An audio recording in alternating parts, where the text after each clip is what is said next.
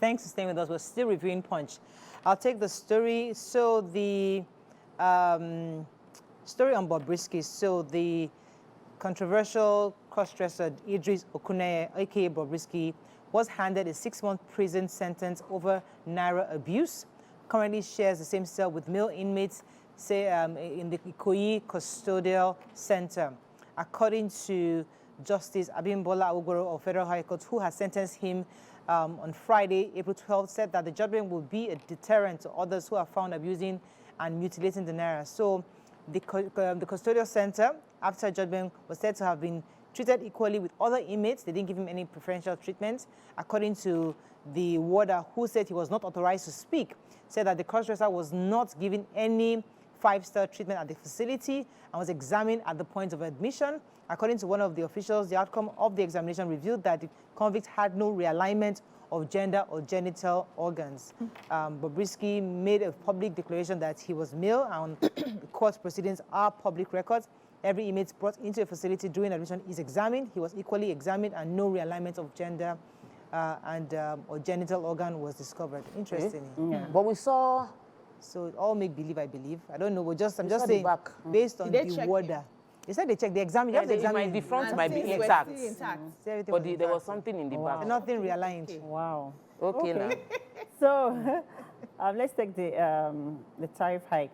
The federal government has appealed to members of the National Union of Electricity Employees not to down tools over the recent electricity tariff hike.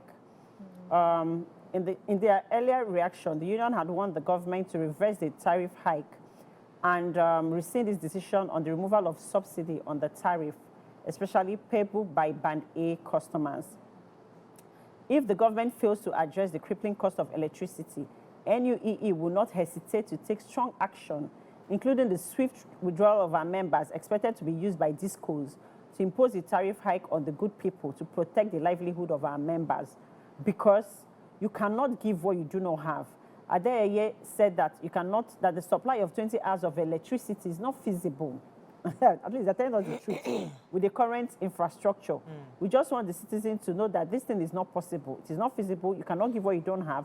When we don't have energy to give to the people, and you ask our people to go out and collect such money from them, then they might beat up our people, and that is very dangerous for their people. So that if the government does not rescind its decision to remove the subsidy on the tariffs for Band A customers, that they will withdraw their customers, because people are going to beat them up.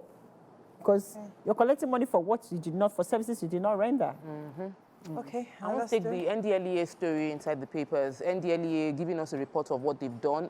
Specifically yesterday, the spokesperson for NDLEA, Mr. Femi Bafemi, said that in a coordinated operation, they were able to arrest 3 people, including an 8-month pregnant woman, Favor Peter.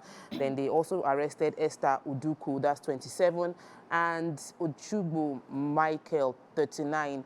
And this was done in series of coordinated. In that arrest, they found 3.2 million naira counterfeit notes, as well as a lot of other illicit drugs. This was within Jabi in Abuja, Lokoja in Kogi State, and it was they caught them in those 2 different locations. They also mentioned that they arrested someone in Calabar, Cross River, a 40-year-old widow who was producing and selling a new deadly psychoactive substance known as Combined from our house.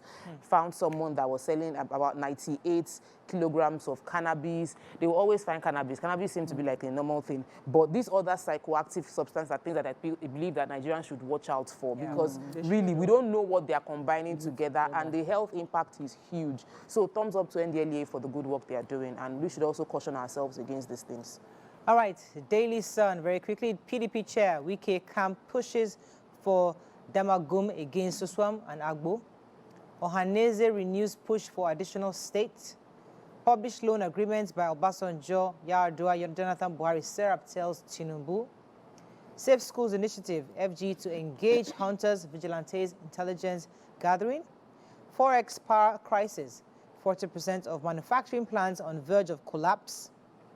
Humanitarian Ministry, EFCC investigating banks, Abacha loot and COVID-19 for unsafe commission.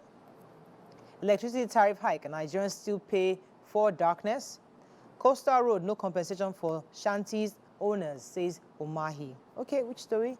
We can take the safe school. So the federal government has stepped up plans to actively engage hunters and vigilantes on intelligence gathering to curb attacks on schools across the country. The National Coordinator of Financing Safe Schools Initiative, Mrs. Halima Iliya, was the one who gave the indication in Abuja yesterday. And he said aggressive community engagement and sensitization of students and parents and also teachers will kick off any moment from now. As a component of the plan for states with local vigilantes, they will be training the local vigilantes. And for those states who do not have local vigilantes, they will train their youths instead. And they said they will be asking the youths to volunteer in their different communities so that they can get a form of training. They cannot achieve anything without the youths. So she says, and I quote, "We'll bring them to the security architecture for them to defend and protect their communities in the areas of intelligence gathering, prevention, and detection of deterrence capabilities." And it says there were also plans to use the National Orientation Agency, NOA, because of the presence in their different local communities. They will be reaching out to the grassroots to help people even understand what it means to protect themselves. They will be developing training manuals that could be converted to local dialects for the different local governments for efficient communication so that everybody has an understanding of what is expected for them, how they will collaborate with the youths, the vigilantes, and the government. I think it's a good one. Okay. Just see how it goes, yeah. So I wanted to take that 40%. The Manufacturers Association of Nigeria said that about 40% of manufacturers, local producers, are at the risk of shutting down their business based on the increase in tariff hike. They also said that a lot of the current policies being put in place to help the economy hasn't trickled down and hasn't in any way supported the manufacturers within Nigeria. Said that there is high interest rate on loan, hyperinflation, astronomical energy costs, all of this together generating a very toxic environment for operations for local businesses. In this telephone conversation, Frank Oyebo, who is the former chairman of Manufacturers Association of Nigeria, also said that the manufacturers, many manufacturers, local producers that are bringing a bit of forex into the country are already considering shutting down their businesses because they cannot sustain the cost of running those businesses. They said they are using local inputs, suppliers are increasing their prices, they are unable to, and even though the naira has appreciated, they are unable to drop prices because they've brought in their goods already until they have sold out this product. That the government is hoping the government would step in and think about a policy that would favor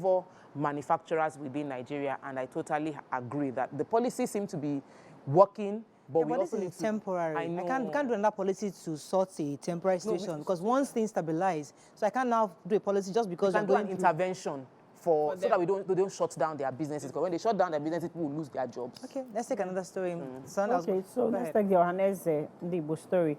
Ohaneze Ndibo worldwide has rekindled the push for the creation of additional states for the Southeast. This is as Igbo Lawyers Association has pledged to support the Apex Igbo Socio-Cultural and Political Organization in its step-up campaign for a fair share for the zone in the state structure.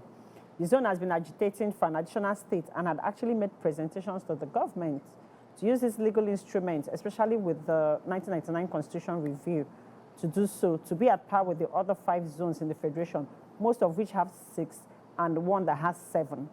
But the request has not been heeded by the authorities. The President General of the Ohaneze Ndibo, Emmanuel Iwanyanwu, also stated that Igbo were not happy with the skewed nature of the 1999 Constitution. Hence, Ohaneze still stood by its Oka Declaration on Constitution Review after a special summit in 2018. So regardless of everything that the federal government is trying to push against this, the Ohaneze Ndibo, they are really pushing towards, because they don't understand why allocations should be done to local governments, that they should, create more states and it should be allocated to the states.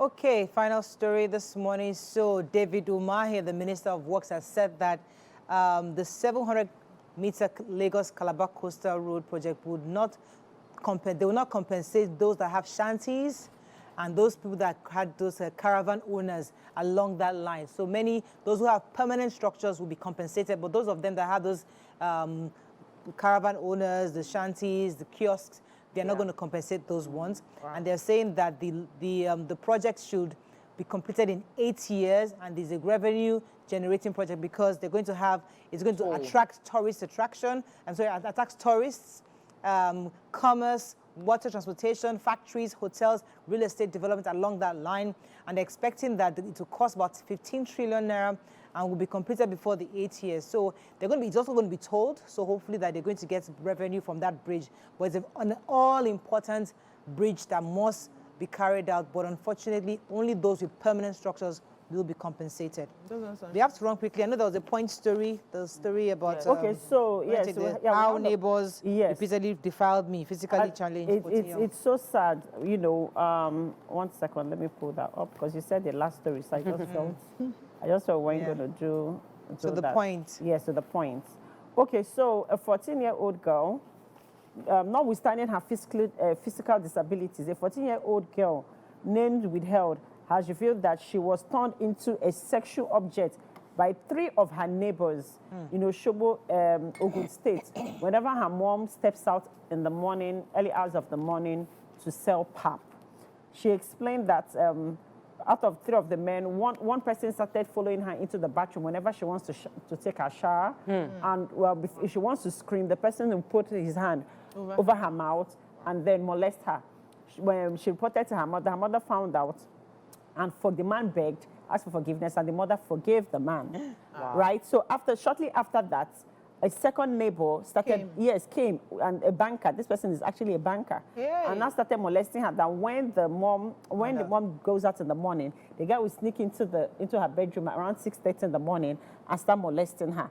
And as this was going on, she reported to her neighbor, a lady, a married woman in the compound. And as she reported to her neighbor, the neighbor, instead of raising an alarm, confided in her husband. Then her husband now went and started. So they've seen her as in her job, physically challenged girl. Then I started molesting. The husband now started molesting the girl. So their neighbors now, people now found out. So they reported to the police. Police now to get find out. So they've arraigned them in front of the magistrate. The 3 of them. The 3 of them. No, one of the banker ran away. Ran away from. Fortunately, we have to wrap up. That's all we can take. Really sad story. Really sad story. Imagine the mother forgave. Yeah. No, it's forgiveness. That is all we can take on Fun Page Review. When we come back, move on to our next segment. Stay with us. We'll be right back.